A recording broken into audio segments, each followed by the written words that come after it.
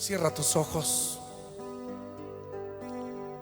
y mira conmigo un momento al Señor.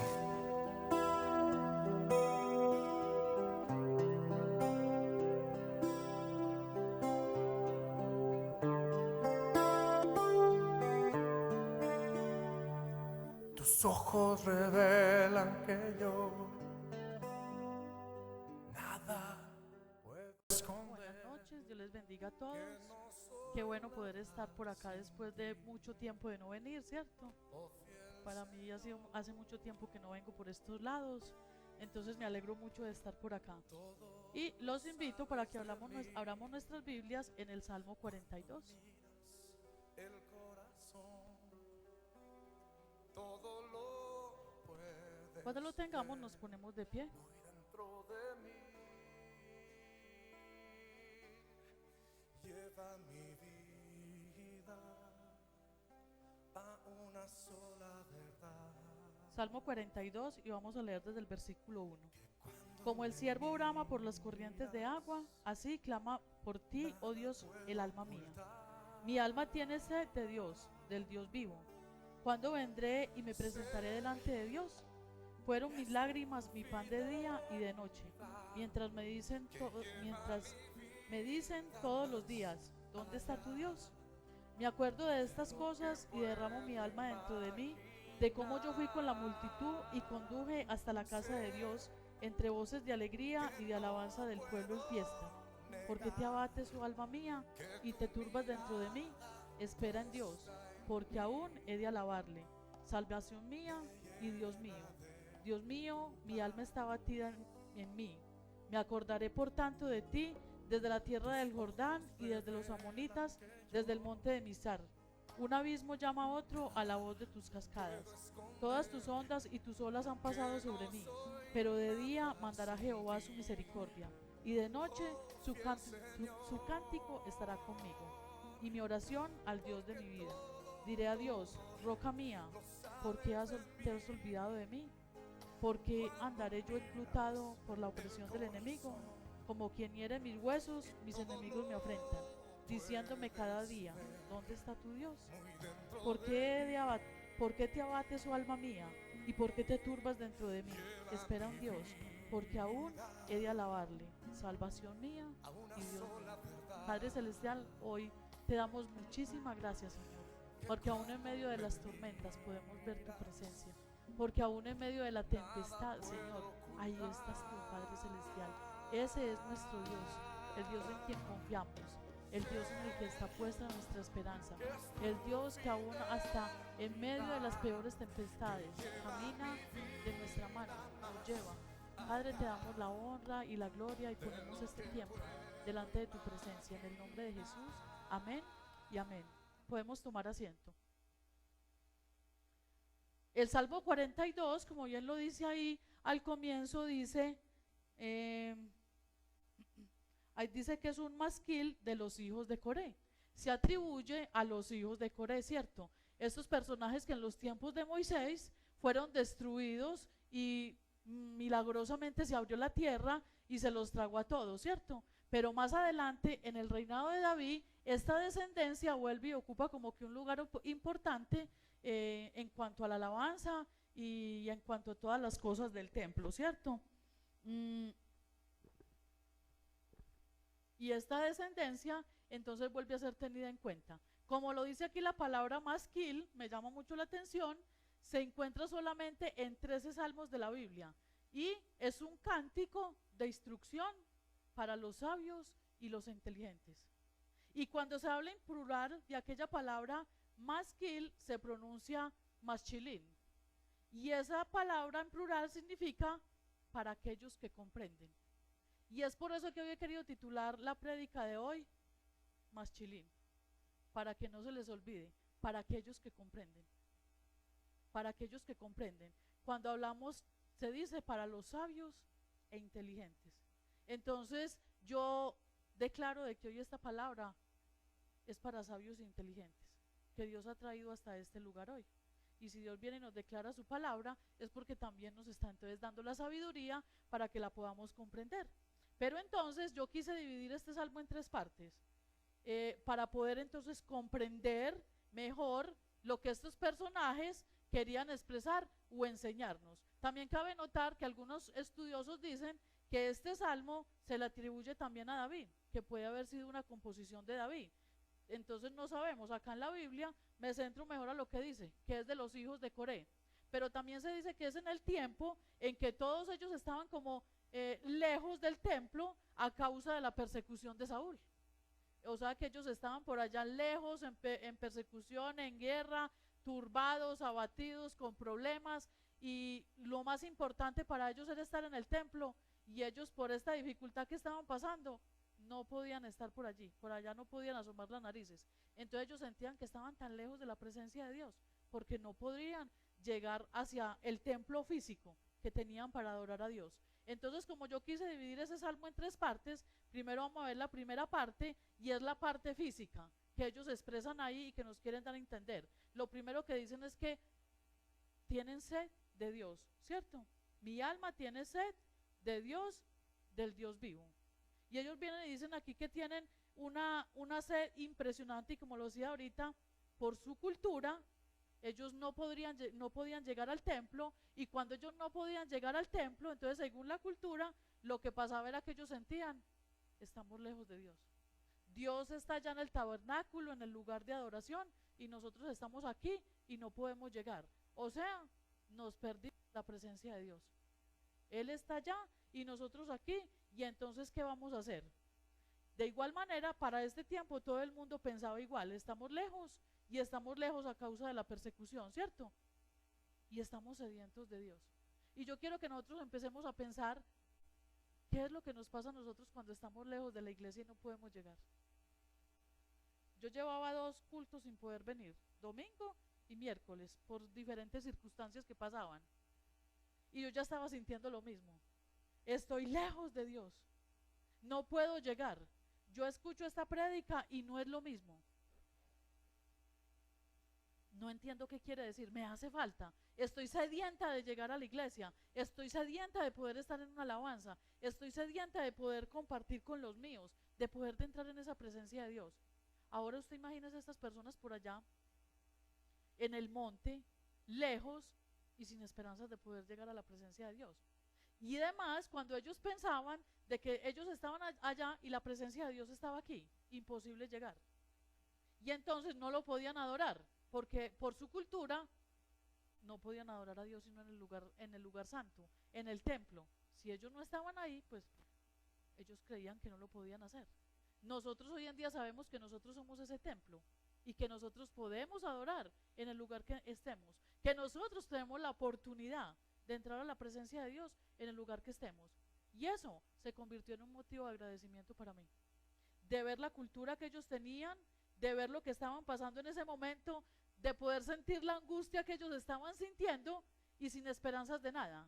Y cuando yo vengo y me doy cuenta, yo ahora en mi generación, en mi cultura, yo sé que yo soy templo del Espíritu Santo, que yo puedo entrar a adorar en la presencia de Dios en el momento que lo disponga, que yo puedo estar ahí, que estoy segura de que Dios está conmigo, de que Dios me escucha, de que puedo entrar en esos ríos de su presencia y refrescarme. Y eso se me convirtió en un motivo de agradecimiento total. Y eso me llevó a pensar, tenemos muchas más cosas que agradecer que de qué lamentarnos. Hubiera podido empezar a pensar, no puedo ir a la iglesia. Bueno, listo. Dios entenderá que yo no puedo ir. Él comprenderá que yo no puedo estar por allá. Pero en vez de pensar así, nosotros debemos de voltear la hoja y decir, yo tengo una oportunidad muy grande.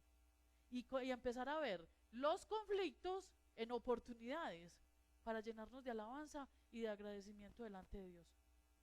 Y eso es lo que ha pasado todos estos días. En vez de ver los conflictos que están pasando, es ver las oportunidades que Dios está mostrando para poder ver su grandeza y poder entrar en alabanza y en agradecimiento delante de Él. Y los resultados han sido grandísimos. Pero también es empezar a comprender en este momento en que estaban los hijos de Coré, David, todos los que estaban aquí, con esa angustia de sentirse, no podemos llegar al templo. Y con el alma abatida y con el alma angustiada y con todo su ser ahí, no podemos llegar. ¿Y cómo vamos a hacer? Y estamos lejos de Dios. Pregunto, ¿será que nosotros sí sentimos esa sed, esa angustia, esa desesperación cuando no podemos entrar en la presencia de Dios? Cuando sentimos que estamos lejos de Él. Entonces eso es para que nos llevemos a reflexionar si estamos siendo así de sabios e inteligentes para comprender lo que Dios nos quiere decir.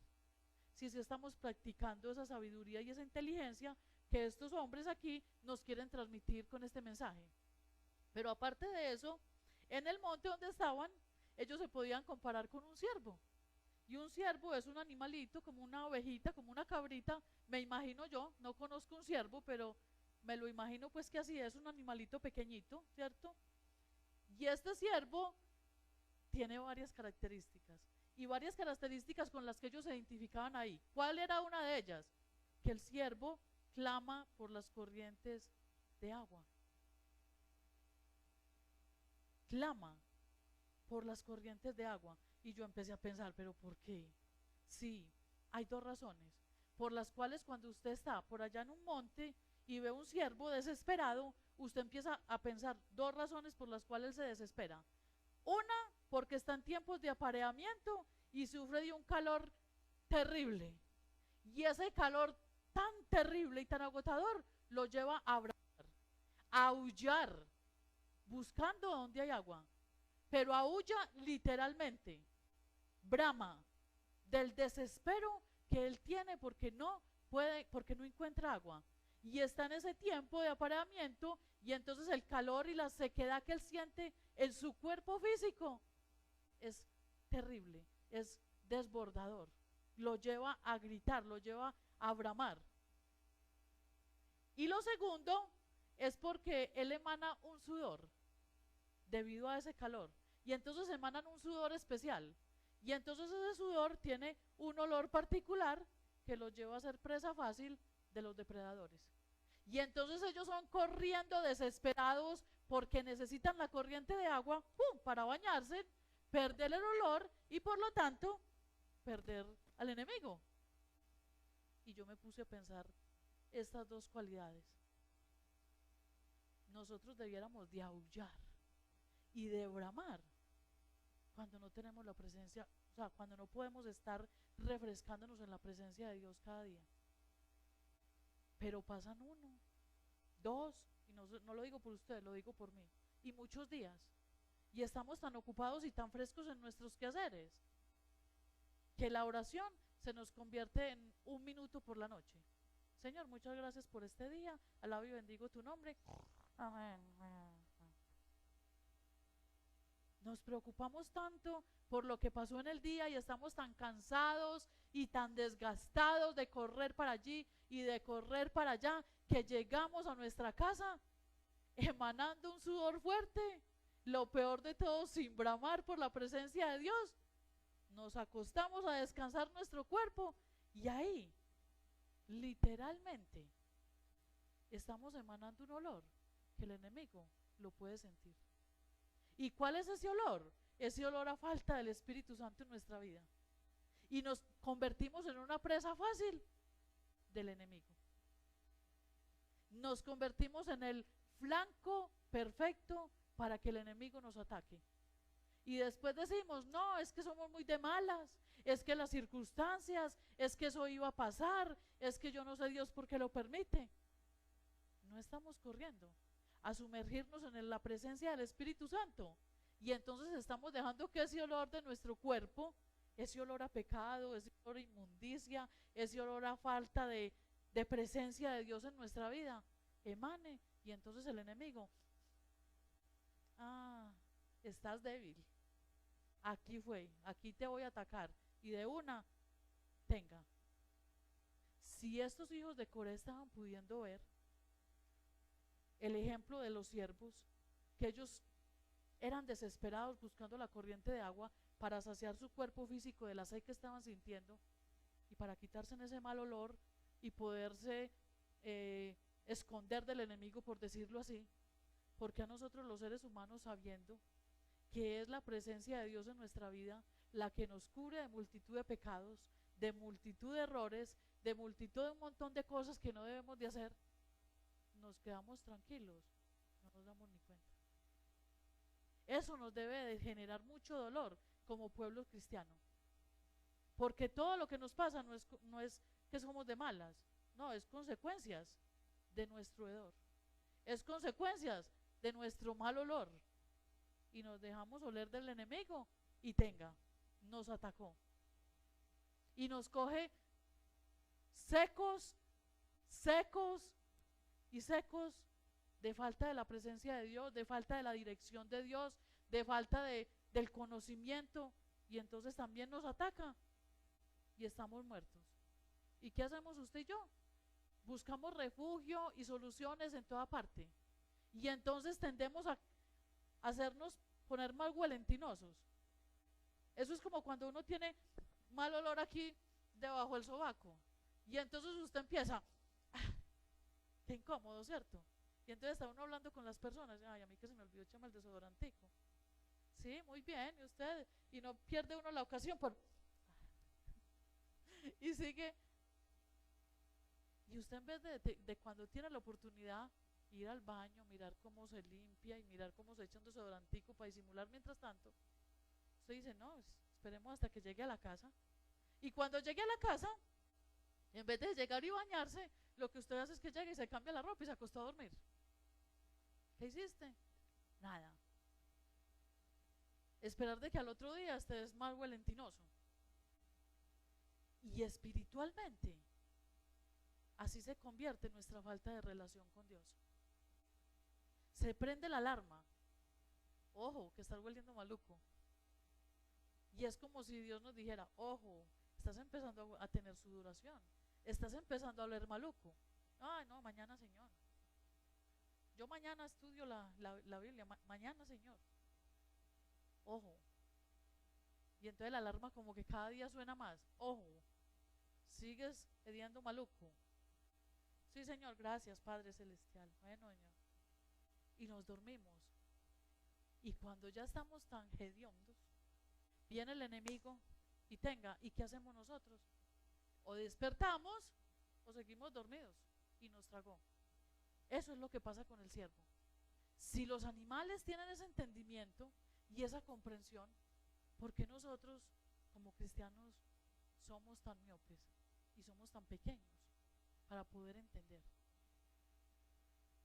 Y por eso es que me llama mucho la atención que esa palabra imasquil sea para sabios e inteligentes, para personas que quieran comprender, para personas que quieran entender.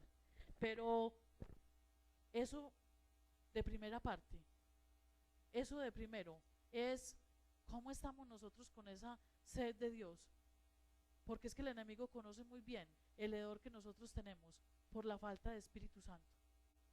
¿Cómo estamos nosotros en esa relación con Dios? ¿Cómo estamos nosotros tratando de buscar las corrientes de agua viva?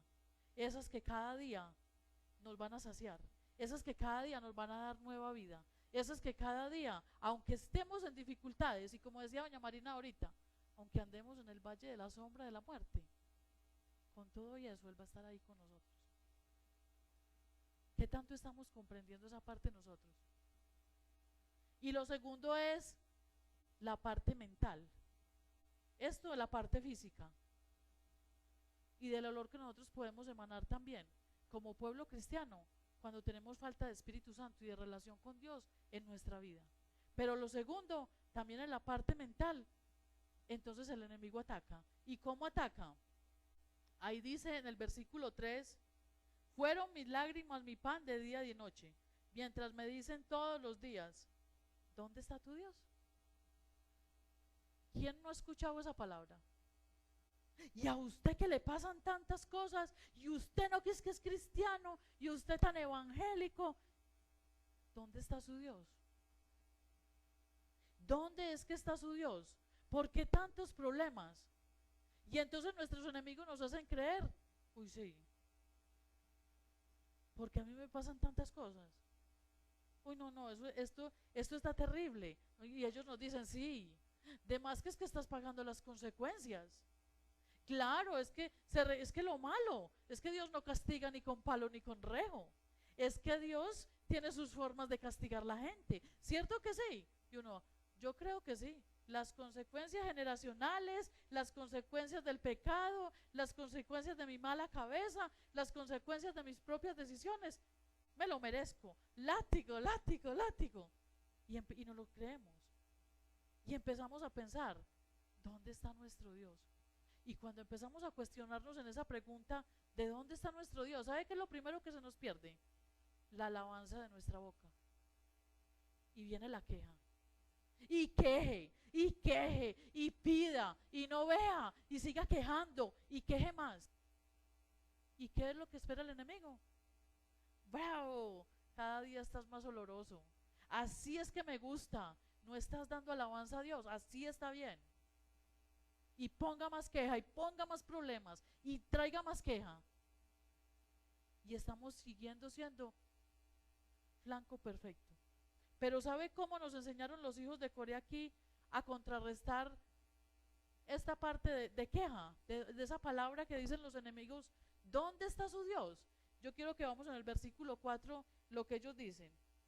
Me acuerdo de estas cosas y derramo mi alma delante de mí, de cómo yo fui con la multitud y lo conduje hasta la casa de Dios entre voces de alegría y de alabanza del pueblo en fiesta.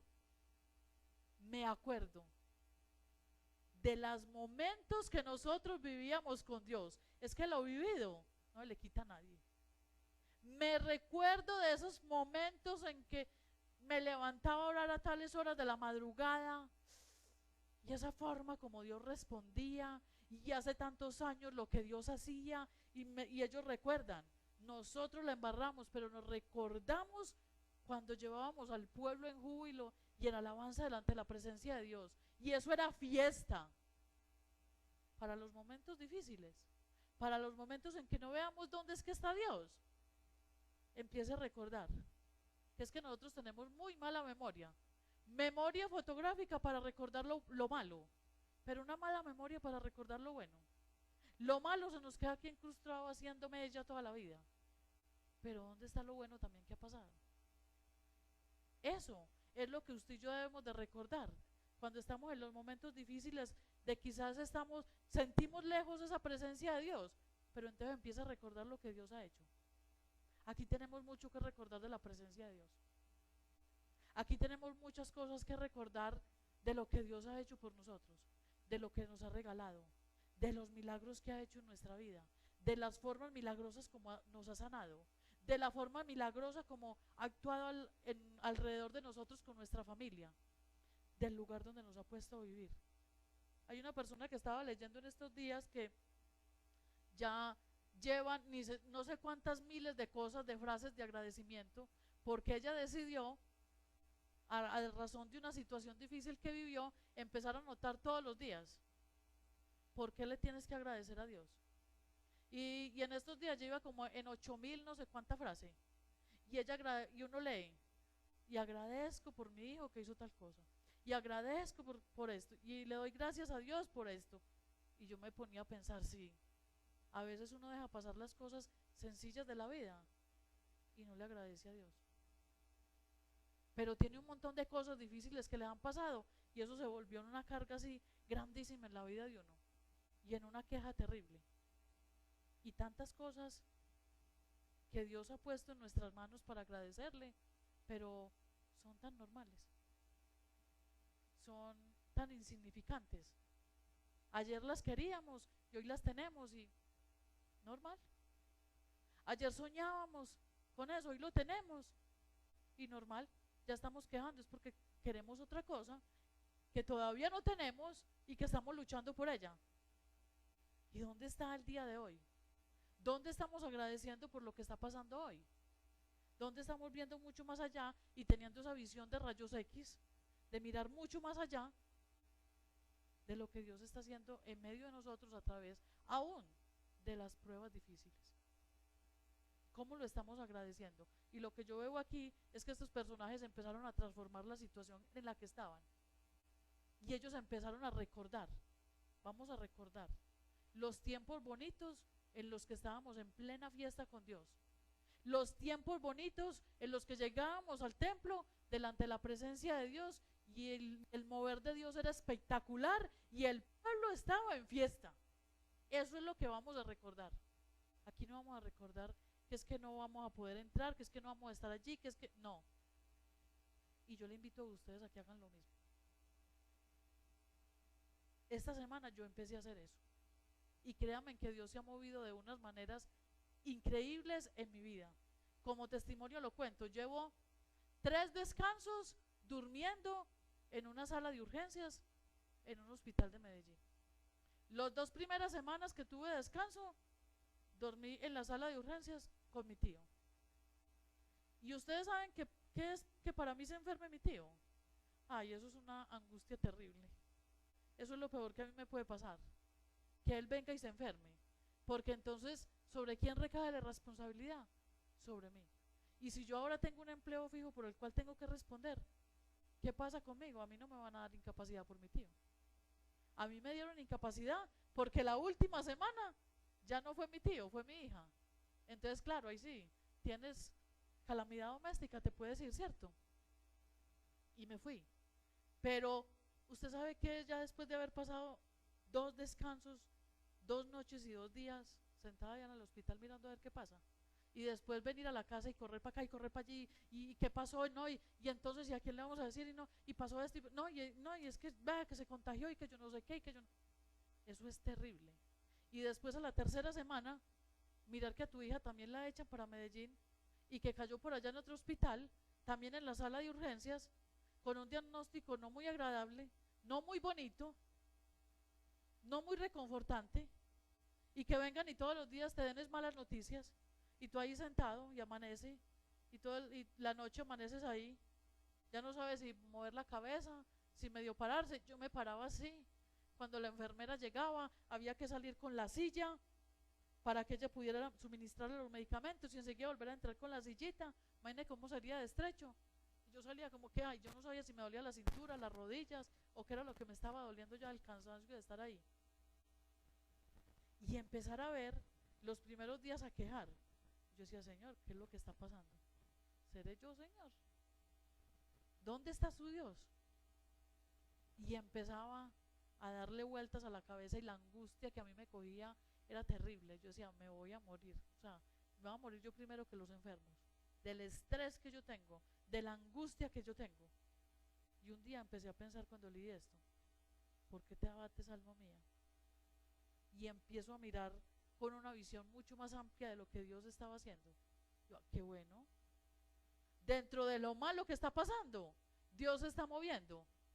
Ah, bueno, Señor, entonces sígalo haciendo. Y empiezo a dar gratitud. Señor, gracias porque hoy tuve la oportunidad de orar un ratico más. Señor, gracias porque hoy tuve la oportunidad de sentarme y leer más la Biblia. Señor, gracias porque hoy tuve la oportunidad de conversar mucho con mi hija. Ella está enferma pero no muda. Entonces hoy podemos jugar, podemos reírnos, y empecé a llevar sopas de letras, empecé a llevar jueguitos, empezamos a conversar, empezamos a ver una serie, empezamos a orar, empezamos a leer la Biblia juntas, empezamos a hablar aquí, gracias, Señor, porque hiciste esto. Gracias porque veníamos dentro de una carrera tan grande en medio del trabajo de ella, del mío, que llegábamos a la casa y no nos encontrábamos. Gracias porque lo hiciste, gracias porque podemos estar juntas, gracias porque podemos compartir. Desde ese momento que yo empecé a dar gracias por todo, Dios empezó a mover. Dios empezó a mover de una manera sobrenatural. Tan sobrenatural que mi hija tenía un diagnóstico muy triste. Y el médico viene y le dice el viernes, Estefanía, voy a dejar ordenado el quirófano, el anestesiólogo y todo para el lunes. Péguese de todos los santos que usted conozca, porque si el lunes usted no ha mejorado, usted se va de cirugía. Ella tenía una infección en la mama y eso no estaba nada bonito. Quizás si le hacían la cirugía y le hacían el barrido, quedaba con seno, pero si en ese momento los tejidos y todo que ya estaban en más de la mitad de porcentaje muertos no reaccionaban, tenían que amputar el seno. Y eso era una noticia terrible. Cuando ella me mira con los ojos encharcados y yo le dije, hija, yo no me voy a pegar de ningún santo. Usted sabe que nosotros no le rezamos a ningún santo, pero tampoco le voy a pedir a Dios. solamente le vamos a dar gracias. Porque si estamos aquí es porque hay un propósito. Y si usted va a estar bien o va a estar más mal, es porque hay un propósito. Y yo solamente le voy a dar gracias a Dios por lo que Él viene haciendo, porque Él tiene un propósito. Si te sana, gloria a Dios. Y si no te sana, tiene un propósito. Esperemos hasta que Él quiera y démosle gracias a Dios. Mis hijas han perdido como que esa sensibilidad de las cosas de Dios con el tiempo. Y cuando yo la veo que ella se sienta en la camilla y se arrodilla y no me dice, ma, ore usted, como suele suceder cuando yo le digo, oremos, ore usted. Yo ya sé que la que oro soy yo y ella se hace la loca, ¿cierto? Pero en ese momento ella se arrodilló sin decirle nada y empezó a orarle a Dios. Y no le pidió, le empezó a dar gracias. Señor, gracias porque estamos aquí. Gracias porque has puesto los mejores cirujanos en las manos mías. Gracias porque aún en urgencias me traen alimentación. Gracias porque vienen y están al pendiente mío. Gracias porque ellos me corren a ponerme las medicinas. Gracias porque tengo las ecografías a tiempo, cuando al lado veía personas esperando ecografías de 2, 3 y 4 días y ella llegó y ya de una la llevaban a hacerse las ecografías y las personas nos decían, pero ¿por qué a mí no me la han hecho y a mí me dicen que no hay ecógrafo? Y a ella la llevaban por encima de todo el mundo y le hacían sus ecografías. Y yo no había visto eso y ella empezó a agradecer, ella sí lo había visto y ella empezó a agradecerle a Dios por todo eso. Y gracias porque el seguro me cubre todo, y gracias porque yo no tengo que pagar copago, Señor, y gracias. Y yo me quedaba asombrada por todo lo que ella había alcanzado a ver. Y gracias porque hasta en las cosas más simples ella no come carne. Increíblemente nunca dijo que ella no comía carne, pues igualmente en urgencias no le llevan comida a nadie. Y diario le llevaban pollo, sopa de pollo, pollito desmechado. Y siempre le llevaban eso, no le llevaban carne. Y entonces ella, gracias Dios, porque yo no sé cómo le dijiste a esa gente que yo no como carne y que tampoco tengo plata para comprar. Y ella se tragaba las sopas de pollo un poquito malucas, pero eran de pollo, ahí se las comía. Y empezamos a darle gracias a Dios por todas esas cosas. Y empezó Dios a orar de una manera tan milagrosa que sábado y domingo yo me vine. Yo le dije, hija, te tengo que dejar porque yo debo ir a trabajar. Ahí me dijeron, ya hasta el viernes y el sábado usted viene a trabajar. Y el sábado, yo me vine el viernes por la noche. Y cuando yo la llamé el sábado, le dije, hija, no te da miedo quedarte solita. Yo ya era como que la que estaba angustiada. No, mami, yo estoy con Dios. Aquí trajeron unas personas que son cristianas y me están ayudando. Aquí están al lado. Le doy gracias a Dios por eso. Y siempre me tenía con una palabra de gratitud en la boca. Cuando el lunes llega otra vez el especialista, la examina. Estefanía, qué milagro. Voy a descartar cirujano, voy a descartar no sé qué, voy a descartar, porque estás muy bien. Te vamos a hacer solamente una ecografía y yo creo que te vamos a mandar para la casa. Yo te veo excelentemente bien. Los tejidos están respondiendo, no te está recogiendo el seno infección, estás demasiado bien. Oiga, ¿de qué santo te pegaste, Estefanía? Y ella le contestó, es que yo soy hija de Dios. Y cuando ella contestó eso, a mí me dio como que tanta cosa por dentro. Reconoció, es que es hija de Dios. Y el mastólogo le dijo, pero una hija muy consentida. Eres una hija muy consentida. Y listo, y se fue. Y yo me quedé, y ella ahí me dijo, ma, ¿eso fue un milagro? ¿O eso qué fue? Sí, fue un milagro. Fue un milagro. Un milagro en la vida de ella. Pero nunca se lo pedimos a Dios. No se lo pedimos. Simplemente le agradecimos. Y vimos cómo en medio de la gratitud a Dios, Él se mueve de una manera tan increíble. ¿Qué le íbamos a pedir nosotros? Entonces, ahora bien, veamos cómo también en medio de pedir esas cosas positivas, entonces nuestra alma viene con alabanza, y en el versículo 5 solamente hay alabanza para Dios, ¿cierto? Y en el versículo 5 dice, ¿por qué te abates, su alma mía, y te turbas dentro de mí? Espera en Dios, porque aún he de alabarle, salvación mía y Dios mío. Eso fue lo que dice el salmista ahí. ¿Por qué te tienes que abatir, alma mía? ¿Por qué te turbas? ¿Por qué tienes que estar así? Espera, que aún hay que alabar a Dios. Espérate, espérate, porque le debo mucha más alabanza a Dios. No me tengo que desesperar porque no puedo hacer. Debo de alabar a Dios por lo que Él ya hizo, por las obras tan grandes que Él hace, por su grandeza, por su poder, por su misericordia. Y si empezamos a pensar, muchachos, ¿cuánto tenemos de que alabar a Dios? ¿Cuánto tenemos que agradecerle a Dios? No alcanzarían las oraciones. Para los que decimos que no hay de qué orar, que se nos acaba la oración en un minutico, empieza a agradecer para que vea. Eso pueden pasar mucho rato y nosotros agradeciendo y recordando aún más. Pero la tercera parte vemos como en el capítulo 43, que se entrelaza con el capítulo 42, según lo que estuve viendo, el salmista viene y declara libertad. Y yo me puse a pensar, ¿cómo declara libertad en medio de un momento difícil? Nosotros podemos declarar libertad cuando estamos contentos y en la buena, ¿cierto? ¿Cómo yo voy a declarar libertad cuando estoy cautivo, cuando estoy preso de un pensamiento, de un problema, de una cosa impresionante? ¿Cómo declaro libertad? ¿Cómo va a declarar libertad un preso en la cárcel? Y yo declaro libertad. Sí, pero ahí estás en cadenas y ahí ves las rejas aquí al frente. Pues sí, el salmista nos está enseñando, aún en medio de las dificultades, lo que usted y yo debemos hacer, la clave para ser inteligentes y sabios y poder comprender lo que Dios nos quiere mostrar, es declarar libertad. Por eso decía al principio, que este masquil, este salmo, es para los inteligentes y para los sabios, para los que comprenden lo que quiere decir la palabra. Y lo dijeron muy escondidos los salmistas, pero para eso Dios nos da inteligencia para que lo descubramos.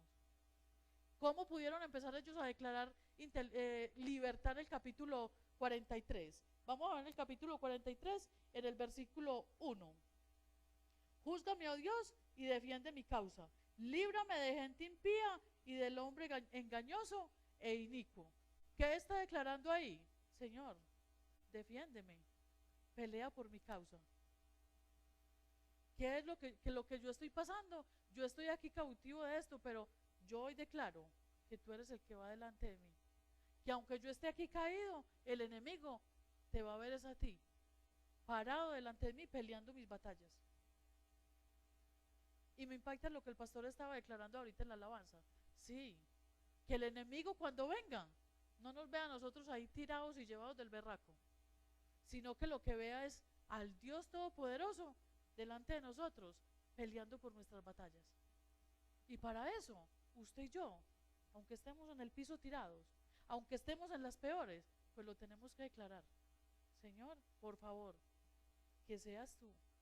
Yo declaro libertad, defiende y pelea mi causa.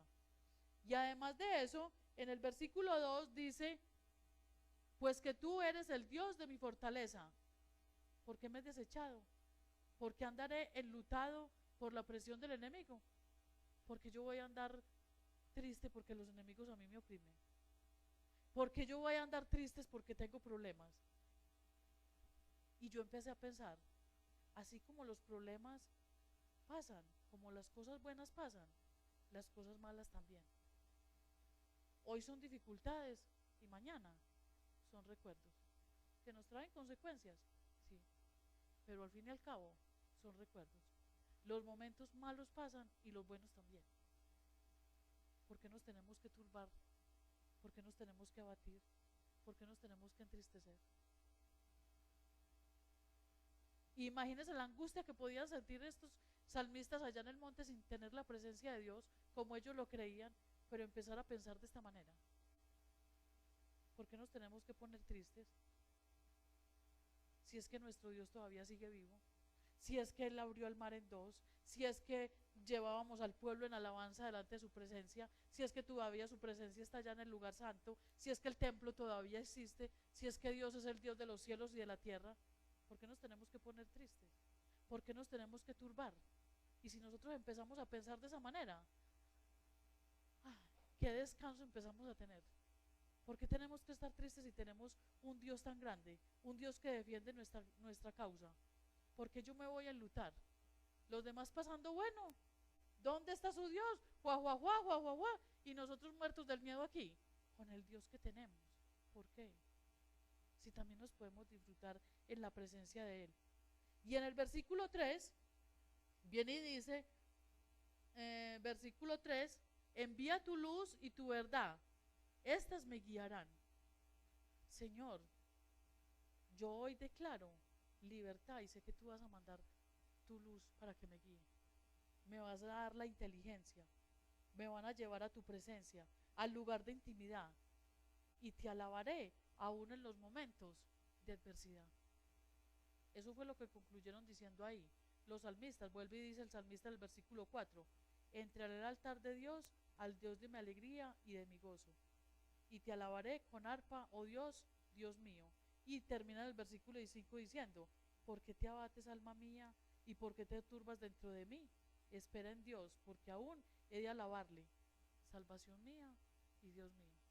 Espera, ¿por qué te tienes que turbar? Un momentico ahí, alma, no se me agite, que yo todavía tengo que alabar al Dios de mi salvación. Y esa es la forma como ellos pudieron encontrar al Dios de la salvación. Y yo les quiero invitar a ustedes, para ir terminando, a que empiecen a pensar, ¿por qué ustedes hoy tienen que declarar libertad? ¿Por cuántas cosas hoy nosotros, en vez de estar quejándonos, debemos de darle gracias a Dios por lo que Él ha hecho? Aún en medio de las cosas difíciles que están pasando, hay muchas otras cosas que podemos ver que son buenas y que son mejores que las malas que nos pueden estar pasando, que son mucho mejores, porque todo lo que Dios tiene es con un propósito, y que puede que sucedan cosas malas a nuestra vista, pero que tienen un trasfondo que es muy bueno y que nos van a llevar siempre a la presencia de Dios. Declare libertad física. ¿Por qué nos sentimos tan oprimidos? ¿Por qué nos sentimos tan abatidos? Quizás es porque tenemos ese olor a falta de Dios en nuestra vida. Y empieza a declarar libertad en esas áreas. Dígale, haga compromisos con el Señor. Dígale, Señor, yo voy a clamar para poderme sumergir en esos ríos de tu espíritu, en esos ríos que saltan para la vida eterna, como lo dice en el Evangelio de Juan. Esos ríos a los que nos invita Dios a sumergirnos. Declare también libertad mental, recordando esos momentos de intimidad y de alabanza y de júbilo que ha pasado usted con Dios. Y no se deje que su mente le turbe. Cuando usted esté turbado en su mente y desesperado por todos los problemas que hay, empiece a declarar los bellos momentos que usted y yo hemos pasado con Dios. Esos momentos de alabanza, esos momentos de danza, esos momentos de júbilo, esos momentos de gozo, esos momentos de adoración, esos momentos en que usted y yo hablamos y Dios así inmediatamente responde. Eso es un motivo de gratitud y alabanza delante de Dios, para que declaremos libertad también. Declare que Dios pelea nuestras batallas y no se sienta solo. Por favor, no se sienta solo en medio de sus batallas, porque estoy completamente segura de que Dios siempre está ahí, de que Él siempre nos lleva a su mano. Declare la luz de Cristo en su vida y que Él es su salvación. Y verá cómo empieza nuestra vida a transformarse de gloria en gloria, de victoria en victoria. Y no vamos a ser más cristianos simplemente de una iglesia. Vamos a ser cristianos donde quiera que estemos, donde quiera que vayamos. La luz de Cristo siempre nos va a alumbrar. Donde quiera que vayamos y por turbados que estemos, si declaramos gratitud y alabanza y declaramos que Dios está ahí, Él va a actuar de formas sobrenaturales.